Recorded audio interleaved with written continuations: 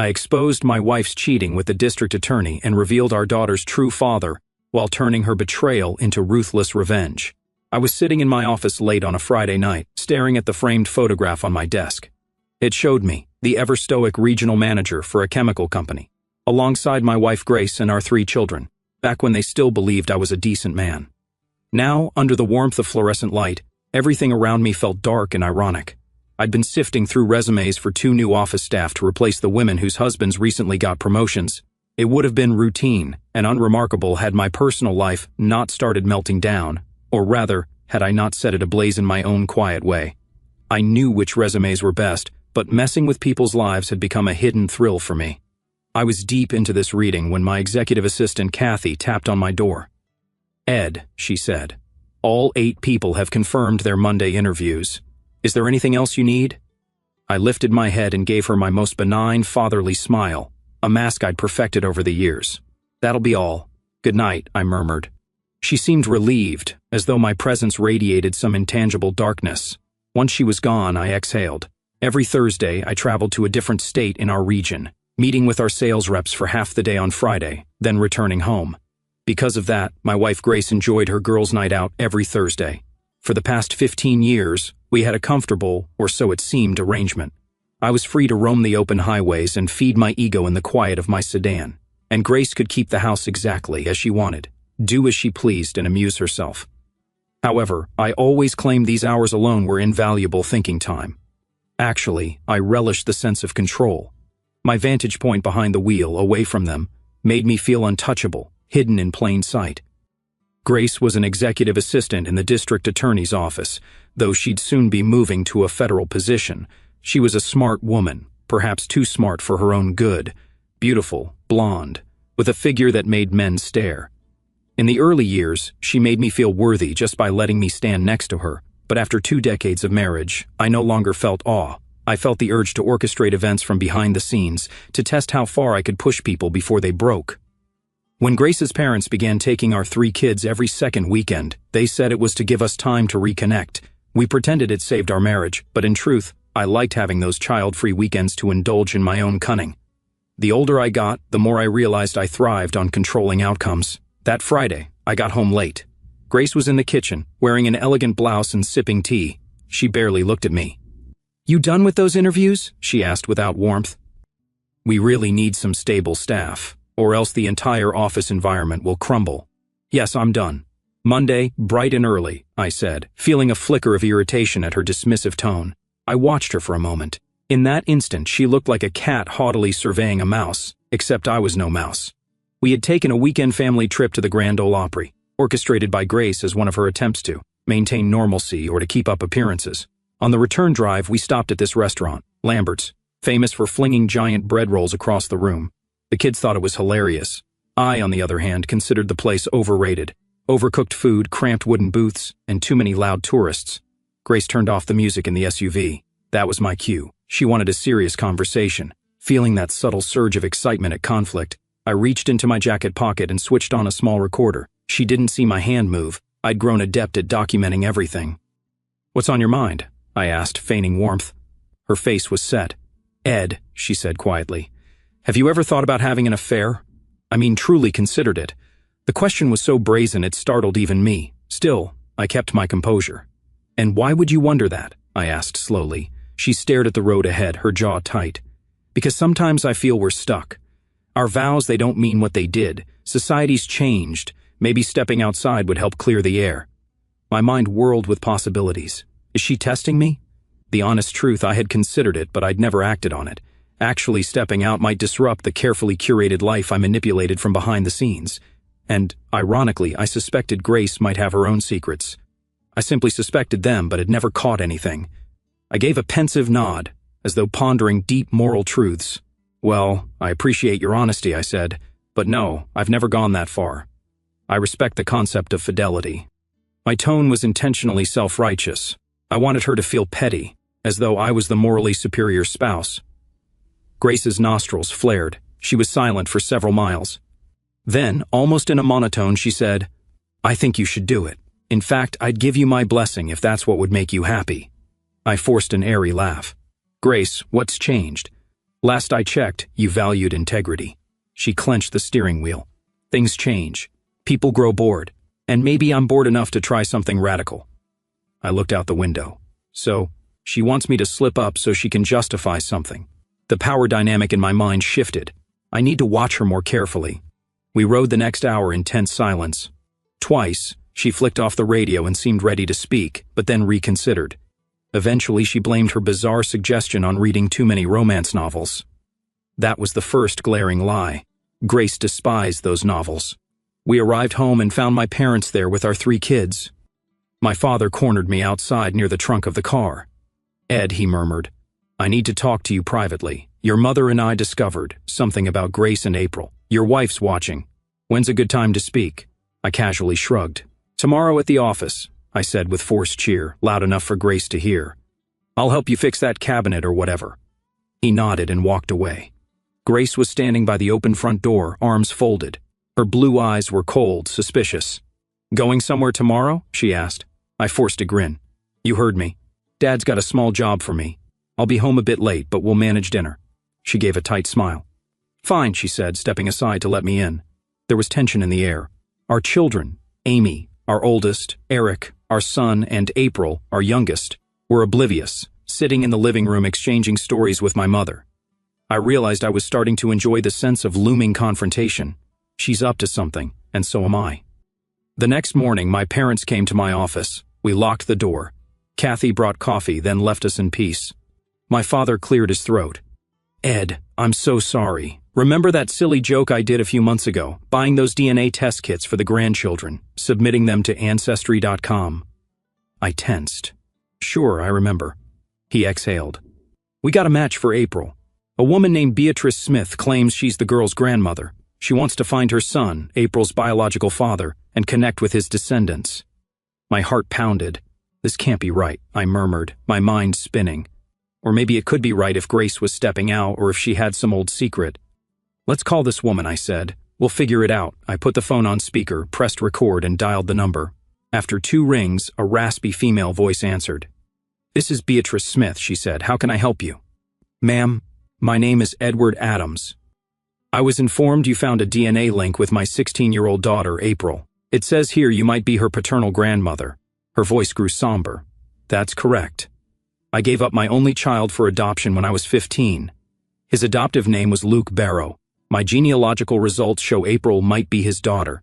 Are you familiar with him?" I felt my stomach twist. "Luke Barrow, district attorney, my wife's boss." "Yes," I whispered. "I know him quite well." Beatrice coughed. "I'm dying of lung cancer, stage 4. I'd like to meet my granddaughter before I pass." I swallowed, fighting a surge of vindictive excitement. So Grace has been cheating with Luke all this time. This was bigger than I'd hoped. "We'll arrange a visit," I said, leveling my tone to appear cooperative. "I'll let my parents drive April to you on a weekend. I can't spare the time with work, but they're more flexible." "That's fine, dear," Beatrice sighed. "Send me a notarized statement so my attorney can do a DNA test. A large inheritance is at stake." We ended the call. My father sat there, eyes bulging in disbelief. My mother sniffled, tears in the corners of her eyes. I simply stared at the phone. "Grace. Oh, Grace, you're not just cheating. You had a child with him." "Ed," my father whispered, "this is monstrous. Does Grace know?" I rubbed my chin. She might, or maybe she suspects Luke could be April's father. Either way, I'm about to find out. Outside, I handed the recorder to Kathy. "Transcribe everything. Make copies. I'll need them. We're heading toward a divorce, so keep this quiet." Her eyes widened, but she nodded. "Yes, sir." Soon after, I pulled David, my assistant manager, and his wife Cheryl into my office. Cheryl had grown up near Grace. They'd never been close friends, but they knew each other well. I needed them to help me dig deeper. "Listen," I said, shutting the door. "I suspect Grace and Luke have been together for years, maybe even from before April's birth. I want proof." David frowned. "You sure, Ed? That's your wife." I gave him a tight-lipped smile. "My wife's the one who suggested I cheat on her out of nowhere. Something's off. I suspect she wants to catch me in an affair so she can get a divorce that favors her. If she can paint me as the adulterer, she wins it all." Cheryl's gaze hardened. "That's manipulative. But Grace can be arrogant. She thrives on pushing people around. I remember how she talked down to everyone in school." "Yes," I said with a small nod, "and I'm done tolerating it. David, you'll take the company car for the next 3 months on Thursday nights. Go to the States in my place." "Cheryl, I need to borrow your personal car. I'll drive it so no one will suspect it's me on the roads. Grace must believe I'm still traveling. She'll keep doing what she's always done on Thursdays, and I can follow her unseen. Cheryl leaned forward. If you catch her in the act, call me. I'll have the dispatcher send the cops on a fake emergency call. That'll humiliate them. Some of the officers despise Luke for his harsh sentencing. I let out a quiet laugh. Perfect. My mind whirled. I realized how exhilarating it felt to weave these threads like a spider building a trap in the shadows. I arranged everything. I had the alarm code to Luke's house, courtesy of an old contact, Dale Britton, a former colleague of Luke's who'd left the DA's office to start his own practice. Dale had a bone to pick with Luke on Thursday. I followed Grace in Cheryl's worn-out Ford Taurus. She drove her fancy SUV to Charlie's Bar and Grill. Luke arrived, wearing an expensive suit, and they ate steak, sipping wine as though they were celebrating.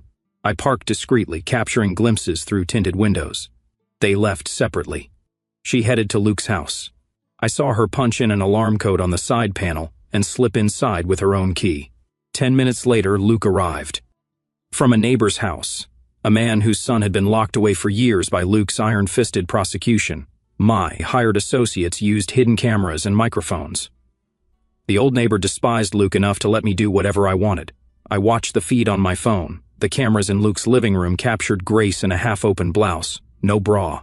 He kissed her, hands all over her, pushing her up against the wall. She moaned. I caught flickers of her arrogant grin. Even in lust, she had that condescending tilt to her head, as if awarding him a precious gift. The feed went no further, as I told the guys to keep it suggestive but not hardcore. I wanted enough humiliating proof without stepping over legal lines. My phone buzzed. Cheryl texted, "They've hired a prostitute to approach you tonight. They want to film you cheating." I smirked. Fools. I wasn't about to let them sabotage me. David, behind the wheel of the company car, feigned a breakdown on a deserted road and called a tow truck. Meanwhile, I snuck onto Luke's driveway and removed the valves from his tires to keep them stranded. Then I made my call. 2 uniformed officers who loathed Luke arrived at his doorstep with lights flashing. They pounded on the door. Luke opened it, shirtless, hair disheveled, while Grace appeared behind him, clutching a bedsheet around her chest. "Mrs. Grace Adams," barked one officer. "There's been a serious car accident in Arkansas involving your husband, Edward. We were asked to locate you. Your parents suggested you might be here." Grace's knuckles whitened around the sheet. "This is not, I was visiting a friend." Luke tried to block the cop's view. "She's leaving anyway. You can go." They gave each other forced, awkward smiles. "You two have a good night," said the officer, turning around with a theatrical sweep of his flashlight. I filmed everything from my vantage point. Perfect. They were terrified, half naked in that doorway, with the whole fiasco streamed to a private Facebook group. The humiliation alone was priceless. That night, Grace tried to come home, but I'd changed the locks. I also had a restraining order in place, courtesy of Dale's connections in the legal system. She got as far as the front yard, discovered she couldn't get inside, and started pounding on the door. I watched from an upstairs window with the lights off. She called our oldest daughter, Amy, who was confused and worried. Eventually, a patrol car rolled by and told Grace she'd be violating a court order by stepping onto the property. She left, fuming. At dawn, I was in the kitchen with Amy, Eric, and April, flipping channels. Suddenly, the local station blasted a sensational news alert. District Attorney Luke Barrow and Mrs. Grace Adams were streamed live on social media last night. Sources say they plotted to set up her husband, Ed Adams, with a prostitute to gain advantage in a divorce. The footage also reveals a scandalous affair that's been going on for years. My children stared wide-eyed at the screen as footage of their mother's silhouette in a white bedsheet flickered across. A reporter's voiceover explained how they'd planned to ruin me, how the prostitute idea flopped, and how the police had paid them a late-night visit. My 16-year-old daughter, April, suddenly understood. "So, does that mean she's not just a cheater? She did all this behind your back?" I nodded slowly, schooling my features into fatherly sadness, though inside I was thrilled at how thoroughly I'd orchestrated it. "Your mother made her choices," I said, then paused. "April, there's more. You're going to meet your grandmother, Luke's mother. She's gravely ill." April's face twisted in confusion. Amy and Eric just stared, stunned. "Mom always told us we were all your kids," Eric muttered, his voice shaking. I gently patted his shoulder. Yes, she is a liar, I thought, but I said nothing aloud. That weekend, extended family poured in to show support for me and the kids. Even Grace's father, my father-in-law, sat with me on the back patio, sharing a cold beer. He looked miserable. "Edward, I'm sorry." I never believed my daughter capable of such arrogance. She always thought the world revolved around her, but I never imagined it would come to this. He sighed. I don't blame you for shutting her out. I've barely spoken to her since the news broke. I gave a sympathetic nod. Inside, I was smug, reveling in how thoroughly I'd turned even her own parents against her. I didn't want it to be this way, I lied. But she left me no choice. Grace's mother, Kay, glared at a photograph of Grace on our living room wall. I always told her, respect what you have before it's gone. She's so full of pride. This time, she's gone too far. My father-in-law sighed. We're changing our will. What should have been Grace's inheritance will go to your 3 children, Ed. My own daughter is a stranger to me now. From across the room, I noticed Amy staring, tears glinting in her eyes. The atmosphere was so thick with condemnation that I almost felt sorry for Grace. Almost. Meanwhile, April traveled with my parents to meet Beatrice Smith in a neighboring state. While they were away, I received a phone call from my father. Ed, this woman, Beatrice, she's unusual. Stage 4 lung cancer, but she has energy. She told us how Luke's father ended up in prison for murdering his mistress's husband. The man was violent, and apparently Luke inherited a harsh streak. She loves April. They connected instantly. She wants to finalize the inheritance and name April as primary beneficiary. You're to be the trustee until April's 25. Really? I said, controlling my tone. That's generous. He continued. She also insisted on a DNA test to confirm April's paternity. The results are conclusive. Luke is definitely April's father. There's no question now. I feigned shock. I see. Let's keep that quiet until after the dust settles. All right, he murmured. We hung up. I rubbed my temples, a faint grin tugging at my lips. Poor Grace. All her secrets unraveling at once.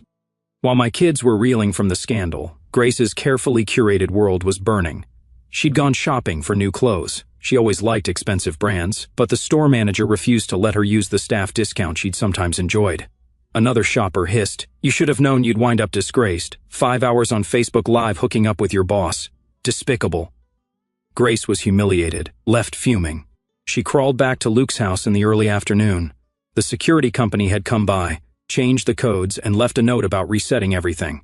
She realized belatedly that they'd mistaken her for Luke's wife. That stung. She rummaged through the mail and found the divorce petition I had filed. My claims included fraud. She'd concealed April's true paternity, emotional abandonment, adultery, and defamation. I demanded significant damages. If the court agreed, she and Luke would be financially obliterated. She opened a letter I'd sent, reading with trembling hands. Grace, you tried to set me up to divorce me, thinking I'm so gullible that I'd cheat at your suggestion. You blame me for all you lack in life, as though I forced you into a loveless marriage. If you hate me so much, why stay married for so long? Because your precious Luke didn't want the burden of raising children, even his own. So, you lived a tangled lie, humiliating me behind my back for years. You ridiculed me as a clueless fool, an easy target for your manipulations. Our children heard your sneers. The children now see the truth. You turned them into pawns in your twisted chess game with Luke. Society sees it too. When you look around for allies, you'll find only the ghosts of your delusions. Keep laughing with Luke if you must. Toast your victory or face the reality you've created. Ed. She reportedly sobbed uncontrollably after reading it, but I was in no mood for sympathy. 3 days later, Grace mustered the nerve to return to the family house to retrieve clothes and personal items. I anticipated she might show up unexpectedly, so I arranged another humiliating scene. That evening, I sat in my living room, phone in hand, with Eric and Amy in the kitchen. We heard a car on the gravel driveway, the front door handle rattled, then loud knocking. "Open up!" Grace's voice carried. "I need to get my things." I rose, motioning for Eric to stay put.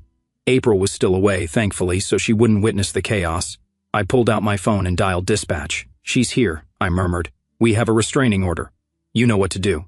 "Yes, sir. Officers inbound," they replied. I opened the door an inch, chain still on. Grace glared at me through the gap, looking so damn sure of herself. "Ed, let me in or I'll break a window." I gave her a cold stare. "You're not allowed within 500 feet of me or the children. That includes the house, Grace." She slammed her palm against the door. We both know that was a rushed restraining order. "Let me in." "I'm still part owner of this property." I smirked. "Not for long. Now step back before you make this worse." Just then, 2 patrol cars pulled up, lights flashing in a swirl of blue and red. Officers jumped out, shouting commands. Grace spun around, blinking in confusion. "What is this?" she snapped. "You can't keep me from my own home." One officer approached.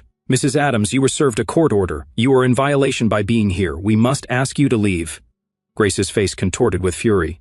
"That is my house, my children. He's the manipulative bastard, not me. Don't you get it? All of you have it backward." "Ma'am, calm down," barked the officer. "Failure to comply will result in arrest." "I want my clothes," she shouted, her voice cracking, posture defiant yet desperate. I stood in the doorway, letting the scene play out, savoring every second. "Officers," I said, sounding magnanimous, "I'll allow her to pick up a small suitcase from the porch if you stand by. She's not stepping inside." Grace's eyes flashed with rage, but she nodded stiffly. "Fine, suitcase. Then I'm out of here." I closed the door, walked upstairs, grabbed the battered blue suitcase from our closet, stuffed it with some of her cheap sweatpants, an old t-shirt, and random toiletries. Nothing fancy. Then I lugged it onto the porch and set it down at her feet. "This should hold you," I said. She eyed me as though I was a demon. "You really enjoy hurting me, don't you?" she hissed. I cocked my head. "No, Grace. I only enjoy exposing the truth." Tears pooled in her eyes, but pride kept them from falling. She seized the suitcase and turned away. The police escorted her back to her car, and I retreated inside. Behind me, Amy watched wide-eyed from the hallway. I closed the door, locked it, and exhaled. My heart pounded with the thrill of orchestrated vengeance. 2 days later, Grace's parents tried to arrange a meeting at a neutral coffee shop to speak with her about the fiasco. I learned of it when my father-in-law called to warn me. "Ed, we're going to see Grace for the first time since all this exploded. She's insisting we meet. We want to see if she shows remorse or at least some sense of reality." I had a different idea. I quietly tipped off the local news so a reporter might catch them in public, adding more pressure to Grace's meltdown. They met at Beans and Roasts, a small cafe near the courthouse, during a midday lull with hardly any customers inside. Grace arrived in dark sunglasses, her hair pulled back in a severe bun. Her father and mother were seated at a table near the front window.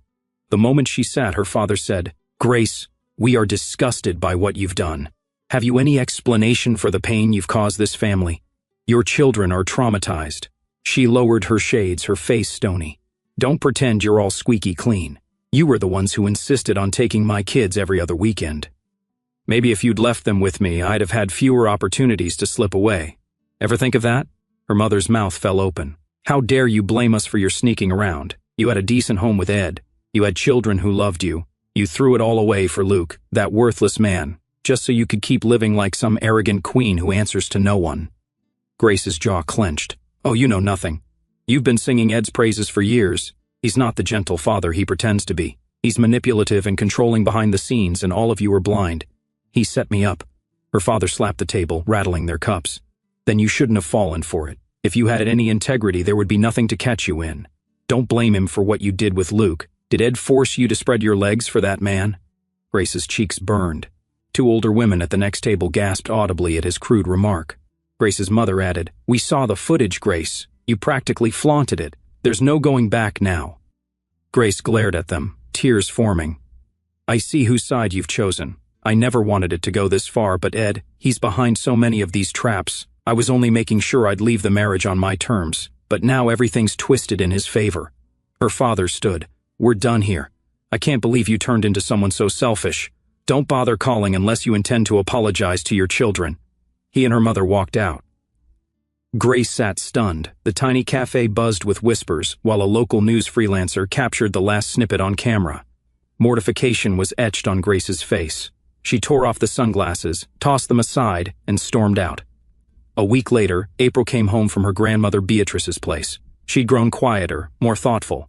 My mother and father accompanied her. The moment April stepped inside, she rushed into my arms. I let a flicker of genuine warmth slip through, forgetting for a moment my manipulative side. "How was your visit?" I asked. She explained how Beatrice was kind and honest about Luke's violent ancestry. She also told April that none of this was April's fault. "We had some good talks," April murmured. She told me never to let other people's sins define me. I patted her back, feigning paternal calm. "I'm glad," I said. That night, April confronted me in private. "Dad, I know you must hate Mom for what she did, but I also sense you've been pushing all the right buttons to tear her down. I can't say I feel sorry for her, but part of me is scared. You're my father, but sometimes you scare me too." I arched an eyebrow. "Do you think I'm unfair after all she's done?" She shrugged. I think you enjoy controlling every piece of this puzzle." Her eyes, so like Grace's but lacking the malice, bored into mine. Caught off guard, I forced a gentle chuckle. "I'm just protecting what's left of our family." She hesitated, then nodded, heading off to bed. The last glimmer in her eyes told me she wasn't fully convinced, but it didn't matter. What she believed wouldn't stop the lawsuits or the unstoppable wave of condemnation now drowning Grace. 2 months later, all my legal claims against Grace and Luke took shape: fraud, emotional abandonment, passing off Luke's child, April, as mine, and damages for the mental torment inflicted on me and the kids. I'd hired the best attorney in town, Dale Britton, Luke's old colleague who despised him. Perfect synergy. Behind the scenes, Dale revealed a chilling personal motivation. Luke blocked me from a major case years ago, cost me a fortune in legal fees. "Now I can make him pay," he said with a grin. "And your dear wife, Grace, made it easy by forging paternity documents for the hospital. She's toast." I stared at Dale. "She actually forged documents?" He nodded vigorously. "I have a contact who retrieved April's birth records. Luke's name was hidden behind sealed adoption-like forms. No typical father's signature. Grace manipulated the system to make you appear the father. That's intentional fraud."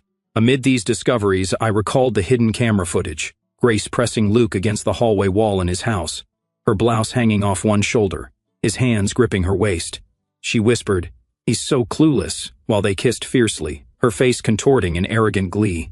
Luke's replies were drowned out by the rustle of clothes, but I caught him saying, "As soon as he slips up, we'll bury him. Then you and I can live freely." Grace laughed, hooking her leg around his hip. The cameras caught enough to confirm their lustful entanglement without descending into explicit detail. Enough to sicken me at how comfortable, how practiced they seemed. I remembered how that moment fueled my determination to drag them through the mud. Saturday arrived, and a wave of Grace's relatives showed up, proclaiming their shock. They marched into my living room. One cousin snapped, "Ed, is it all true? Grace's name is being dragged through the gutter." "Did you have to make it so public?" I shrugged. She forced my hand. She wasn't exactly subtle, was she? Grace's aunt scowled. "You're punishing her, humiliating her. You could have ended the marriage quietly." My teenage son, Eric, cut in. "She humiliated us first. She lied about my sister's father. She tried to destroy Dad's reputation. She messed everything up. Don't ask Dad to be gentle on her now." That stunned them into silence. They shuffled off soon after. I stood there swirling a glass of water, feeling a darker sense of triumph. Even Grace's extended family had no defense for her anymore. On a random Friday night, Grace and Luke tried to eat dinner at Charlie's again. The entire place cleared out around them. People stared, whispered, pointed. The waitress bluntly informed them, "We had a bunch of folks waiting for seats, but when they saw you two, they said they'd eat elsewhere. They've seen the footage. They read Ed's letter." Infuriated, Grace threw cash on the table and stormed out. Luke trailing at the door, they ran into her parents, who were waiting for a table themselves. Grace attempted a greeting. "Mom, Dad, Her father shot Luke a murderous glare. "Mr. Barrow, get out of my sight. You've ruined our daughter." Although she didn't need much help. Grace's mother turned away, refusing even to look at her. "You're not welcome with us," was all she said. Humiliated, Grace stumbled outside, tears streaming. Luke placed a hand on her shoulder. She shoved it away. "Don't touch me," she growled, crumbling into sobs in the parking lot. Time passed. Grace kept calling the kids. Amy blocked her. Eric hung up. April stayed silent. Luke fought to keep his federal job in St. Louis as the county demanded he repay tens of thousands. They gave up their luxury cars, rented a cramped 2-bedroom, and braced for the fraud trial. If I won, Missouri law would leave them just $10,000 each. One day April came to me, stoic since her grandmother's death. "Dad, we need a meeting. I want them to see the inheritance is untouchable and face the damage they caused." Dale arranged it. A glass-walled room, sunlit Grace in a cheap suit, Luke worn out, their lawyers tense. April sat beside me calm. "I know about your father," she told Luke. "Grandma told me you pressured Mom. I was just a problem to you." Grace tried to speak. "April, that's not—" April cut in. "Stop. You lied to me, to Dad, for your future with Luke." Dale slid an envelope over, Beatrice's will. Everything went to April. Once she learned the truth about Grace's years of deception, she changed it. April faced Luke. "You both lose. You're nothing to me," Grace whispered. "We can fix this." April's stare was sharp. "There's nothing to fix." Luke's jaw twitched, my heart pounded. This was the final act. Flawless. Grace and Luke both went broke, crushed by legal fees and forced restitution for their fraud. Their public reputations lay in tatters, and they faced an onslaught of civil charges initiated by my attorney, Dale. Grace tried calling our children, Amy, Eric, and April, but they all rejected her outright. Even her own extended family shunned her, blaming her arrogance and deceit for this downfall. Meanwhile, I received overwhelming community support. The local paper published my open letter to Grace, fueling sympathy for my plight and condemnation of theirs. April's final words to Luke were simple: "You're nothing." We moved on, stronger,